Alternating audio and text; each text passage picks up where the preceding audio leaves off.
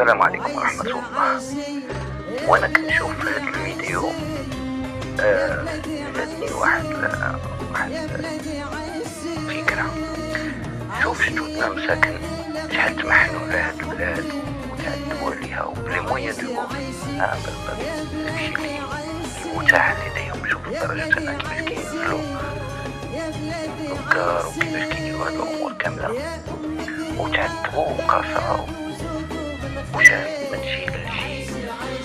ما كان لا حقوق لا شي حاجة وبنادم قاتل وزيد بالبلاد القدام. احنا الجيل ديالنا كنتي الا بغيتي تسافر لشي بلاصة خصك تسنى نهار كامل تيوصلوها كار عريباتي اللي كيسمعو به. كنتما كتشوف الا بغيتي شي حاجة خصك تمشي لمدينة كبيرة عاد باش تشريها، ما يمكنلاش تكون في المدن الصغار. دابا ناضلك وحدين راسهم مربعين سراولهم طايحين ياك الحقوق، وهو تلقاه أكبر خشاش على وجه الأرض، وتلقاه أكبر ولد الحرام على وجه الأرض، واللي مربينو واللي والدينو أكبر ولد الحرام على وجه الأرض. لا شتي ما بغيناش الملك، يا بغينا الجمهورية. ياك أخونا، اش فاهم انت في الملكية ولا اش فاهم انت في السياسة ولا في لا جيوبوليتيك ولا في التضخم ولا في لا دبلوماسي ولا في الملكيات ولا في الجمهورية؟ اش فاهم انت بدون هوية؟ غير عمرو لك راسك بحال الكاسيطة وكتسرسل بحال هيك المكانة ديال الفروج ديال شحال هادي كتعمرها كتسرسل.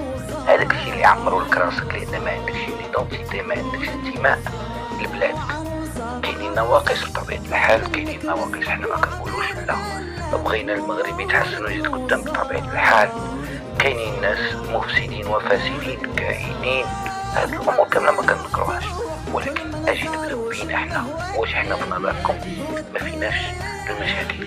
حنا كشعب فينا بزاف ديال الامتيازات اللي هي زوينه. الشعب المغربي من اطيب الشعوب في العالم، المساله مفروغ منها، ولكن علاش ما نحسنوش بروسنا؟ سيدي بغيت يعطيني واحد البروسي يقولي باش نعطي الرشوة، نصبر لهداك البروسي ونربي راسي ونتعلم احترام القانون.